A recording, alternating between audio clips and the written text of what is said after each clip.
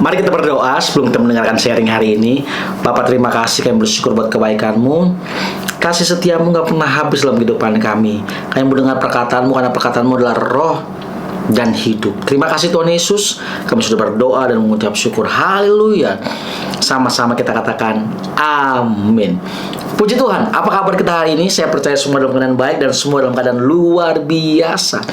Saya mau kasih judul sharing saya hari ini, keluarga rohani. Sama-sama katakan dengan saya, keluarga rohani. Dalam Markus pasal 3 ayat 31 sampai 35 ini bicara tentang Yesus dan sanak saudaranya. Mari sama-sama kita baca dari ayat 31. Lalu datanglah ibu dan saudara-saudara Yesus, sementara mereka berdiri di luar. Mereka menyuruh orang memanggil dia. Ada orang banyak duduk mengelilingi dia. Mereka berkata kepadanya, "Lihat, ibu dan saudara-saudaramu ada di luar, berusaha menemui engkau." Jawab Yesus kepada mereka, "Siapa ibuku dan siapa saudara-saudaraku?" Ia melihat kepada orang-orang yang duduk di sekelilingnya itu dan berkata, "Inilah ibuku dan saudara-saudaraku.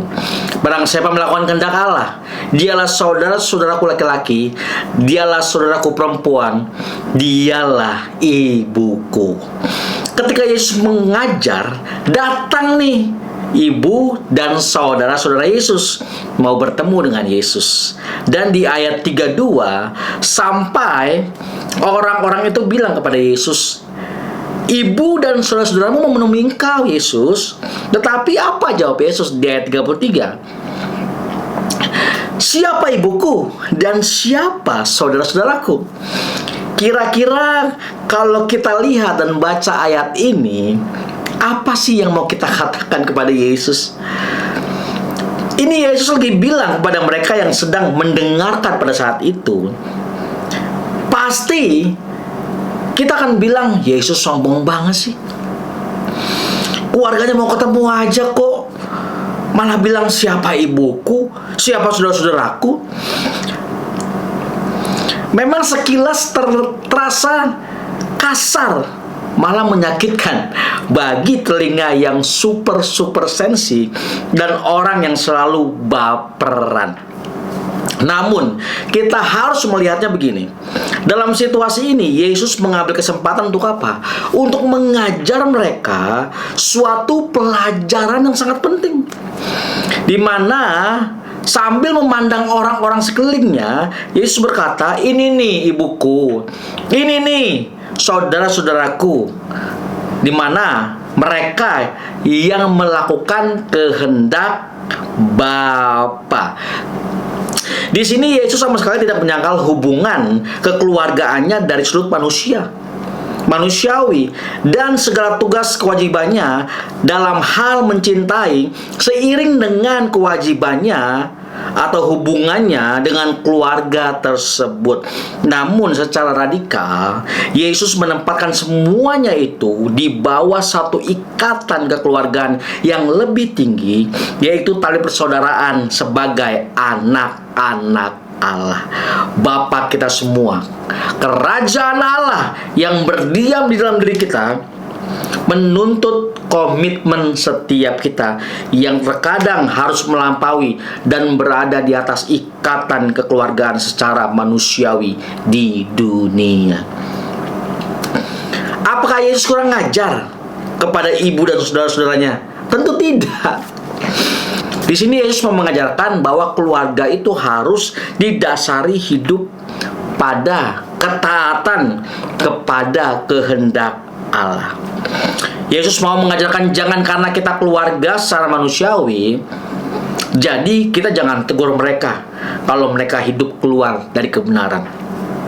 Tidak.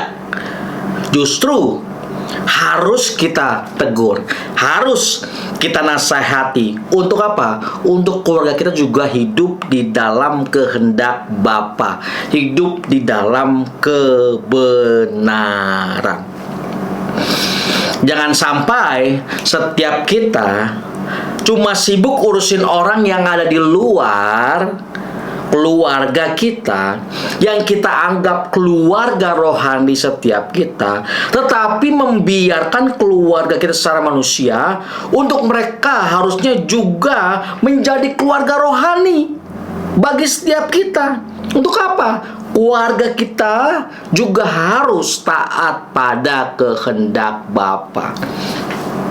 Banyak orang yang hanya sibuk ngurusin, wah ini jemaatku, aku harus sibuk ngurusin mereka. Nggak apa-apa, it's okay. Kalau setiap kita punya jemaat, punya tim penggembalaan, silahkan. Tapi ingat baik-baik, jangan sampai kita sibuk dengan yang namanya keluarga rohani setiap kita, tapi di mana seharusnya keluarga kita secara kandung, di mana seharusnya kita juga harus tarik mereka menjadi keluarga rohani. Jangan sampai kita terlalu sibuk akhirnya kita mengabaikan keluarga setiap kita. Ya udahlah, biarinlah. Yang penting saya ngurusin jiwa-jiwa. Pada sesungguhnya ada jiwa-jiwa itu keluargamu yang harus saudara selamatkan. Ada jiwa-jiwa itu keluargamu yang harus saudara bawa untuk supaya mereka hidup di dalam kehendak Allah. Ketaatan kepada Tuhan jauh lebih penting dari hubungan darah. Dalam Alkitab bahasa Inggris diterjemahkan, dalam Alkitab The Message ditulis begini: Obedience is thicker than blood. The person who obeys God's will is my brother and sister and mother. Ketaatan jauh lebih daripada yang namanya hubungan darah. Bukan berarti kita mengabaikan keluarga kita dan kita cuekin keluarga kita, bukan. Tetapi bawa keluargamu menjadi keluarga rohani yang taat melakukan kehendak Bapa. Dasari keluargamu dengan apa? Yesus menjadi dasar yang teguh di dalam kehidupan kita dan ketaatan kepada Yesus. Bapak Ibu saudara terkasih dalam Tuhan Yesus, biarlah setiap kita juga membawa keluarga kita untuk menjadi keluarga rohani dalam kehidupan setiap kita. Jangan kita pengennya selamat sendiri, kita merasa egois dengan hidup kita, tapi kita nggak lihat sekeliling kita, yaitu keluarga kita yang memerlukan Yesus, di mana mereka juga harus diselamatkan melalui hidup saudara dan saya. Jangan hanya kita menjadi keluarga kandung buat mereka, tetapi jadikan mereka juga keluarga rohani yang bersama-sama dengan kita melakukan kehendak Bapa, taat melakukan apa yang Tuhan katakan. Biarlah hidup kita menjadi kesaksian buat mereka. Biarlah hidup kita menjadi kepanjangan tangan dan hatinya Tuhan untuk mereka boleh mengenal pribadi Yesus. Di mana saudara-saudaramu, orang-orang keluarga-keluargamu yang saat ini sedang jauh dari Tuhan, yang sudah meninggalkan Tuhan atau belum mengenal Tuhan, di mana mereka boleh mengenali Yesus melalui hidup setiap kita. Oleh sebab itu, hidup jangan egois. Ada keluarga kita yang perlu Yesus. Kalau setiap kita sungguh-sungguh sudah diselamatkan, biarlah hidup kita juga mau menjadi pengaruh dan menjadi berkat buat sekeliling kita, supaya keluarga kita juga diselamatkan.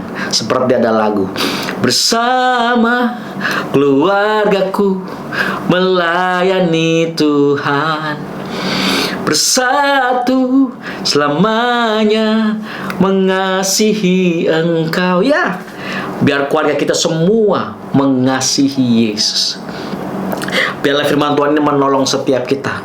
Untuk apa? Untuk setiap kita membawa keluarga kita, membawa keluarga secara jasmani kita untuk sama-sama menjadi keluarga rohani dalam kehidupan setiap kita. Untuk apa? Untuk mereka juga taat melakukan kehendak Bapa. Mari kita berdoa. Tuhan, terima kasih buat kebaikan-Mu.